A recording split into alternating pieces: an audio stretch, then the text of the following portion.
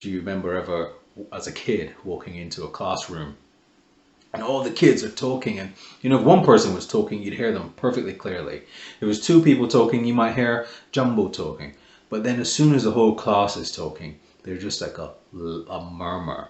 There's this sort of loud hum that's just there, lingering in the air. Well, that's happening in our heads all the time. And one of the ways to free ourselves from that is, from another angle, is to let go temporarily of all the stories we're telling.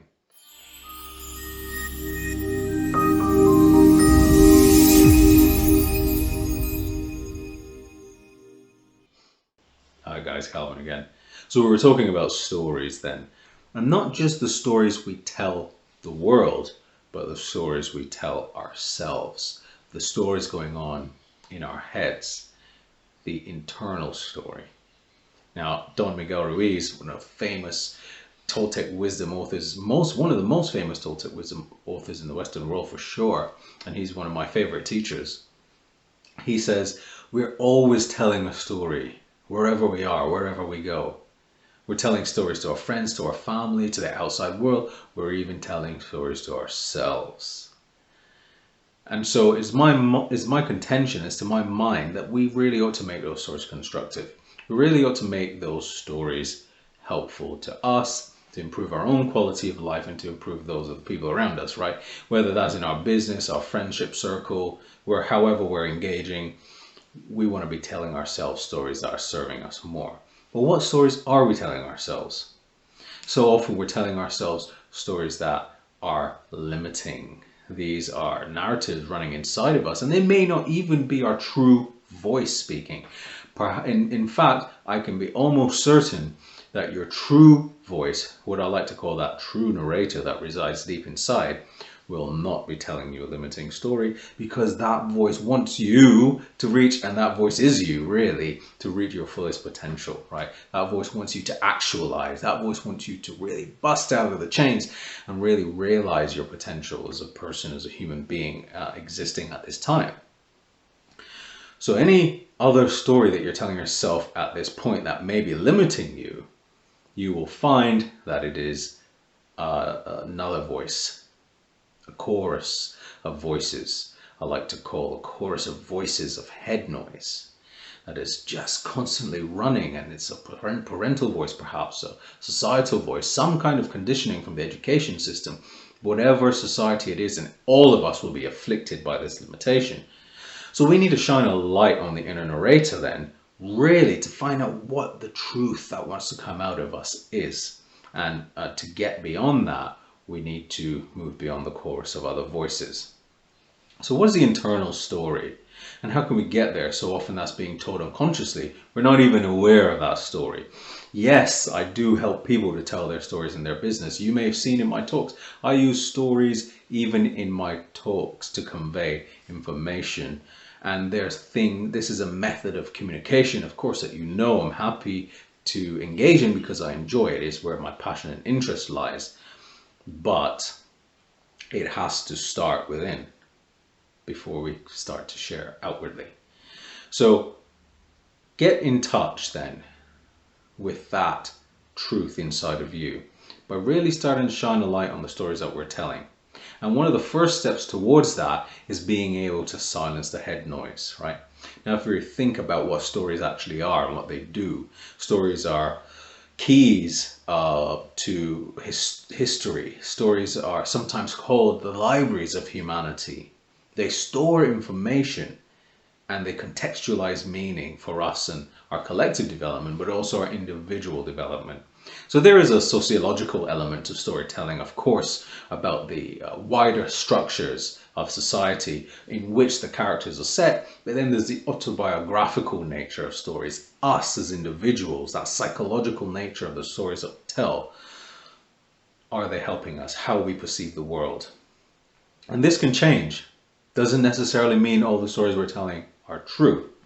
And this is one of the most freeing and most rewarding and exciting aspects of the work that I do, because it helps people to grow out of some of the stories that have been weights around the feet and handcuffs around the wrists. You know, even if those handcuffs are made of gold, it doesn't really matter, right? We can free ourselves from the stories that are not serving us, but we need to know what they are. So we really ought to then begin at that place of what is the story we're telling ourselves before we even get out into sharing our stories later on in the world.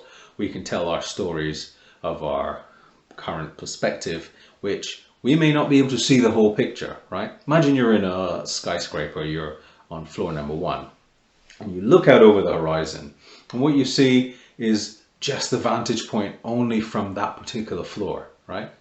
You're only going to see a certain distance. There might be buildings or trees blocking you. There may be a different aspect of the light, the way the scene is depicted.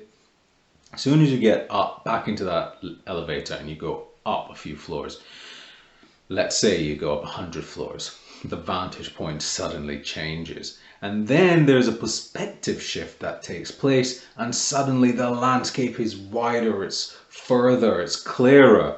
You can see beyond the trees, and then the whole story landscape is different. Does that make you a different person? Or does it just mean that your perspective has shifted? So sometimes we need to be able to get into that elevator. Sometimes we need to be able to step back from the attachment to the vantage point that we're taking in order to be able to tell ourselves a new story.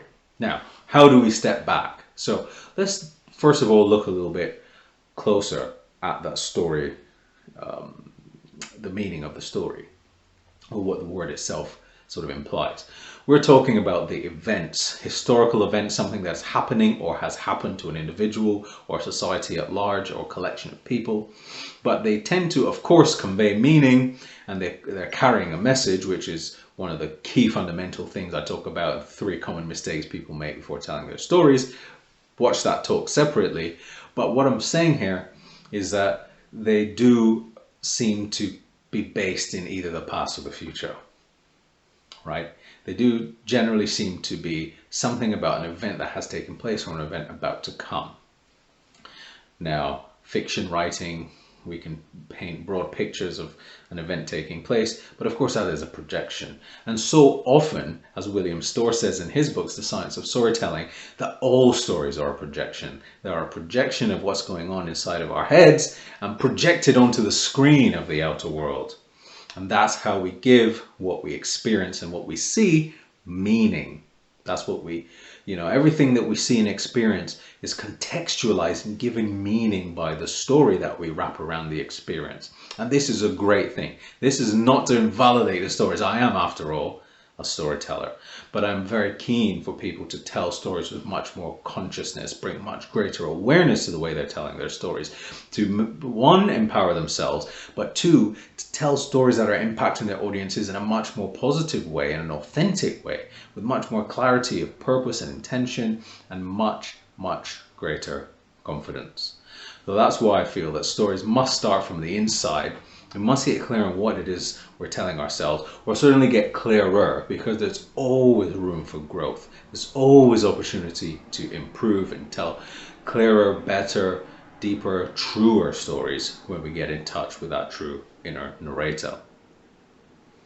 When we come then to sharing our story outwardly, there are a number of ways and techniques that we can do, and mediums that we can do that through. But I think I'm going to save that for another talk, actually. I think I'm going to save that for another talk, because I really think let's just leave this talk here where you can go away and think about the story you're telling yourself. Ponder this question. What are the things that I want to do right now that I'm incapable of doing, and the reasons for not doing that? And write that down. And once you've actually written that down, each reason why you haven't accomplished something. Let's say you wanted to, I don't know, set up a new business in another part of town, right? What are the reasons for you not being able to do that? Let's say you wanted to take up a new pastime. Let's say you wanted to have a conversation with your partner about something. Let's say you, I don't know, you just wanted to express yourself to your relatives about an issue that you maybe hadn't had the courage to do before. It doesn't really matter. It's got to be something you wanted to do. What's stopping you from doing it? Make a list of those things. Okay, I'm not able to move my business into this new part of town because, there might be a geographical reason, there might be a financial reason, there might be all kinds of reasons may come up. And then after you've listed them all out and you've exhausted that, go back to the top of that list and ask yourself, is this true? Is this actually true? And just keep doing that for each question. And that's one thing you can do to start to really challenge some of those stories we're telling ourselves about our existence. The second thing we could do is we could step out of the rational mind temporarily and fully into the present moment. And you can do that by letting go of the past for a moment, letting go of the future for a moment. That allows us to get beyond, even if it's just for a split second, that chorus of voices I mentioned in our heads, a cacophony of noise. Do you remember ever as a kid walking into a classroom and all the kids are talking, and if one person was talking, you'd hear them perfectly clearly. If it was two people talking, you might hear jumbo talking. But then as soon as the whole class is talking, they're just like a murmur. There's this sort of loud hum that's just there, lingering in the air. Well, that's happening in our heads all the time. And one of the ways to free ourselves from that is, from another angle, is to let go temporarily of all the stories we're telling. And that exists in the present moment. Leaving the past aside and leaving the future aside and just being here now. Thank you so much for watching my video. Please like if you found it useful, subscribe, share, and if there's anything you want me to talk about in a future video, leave it in the comments below. See you next time. Bye for now.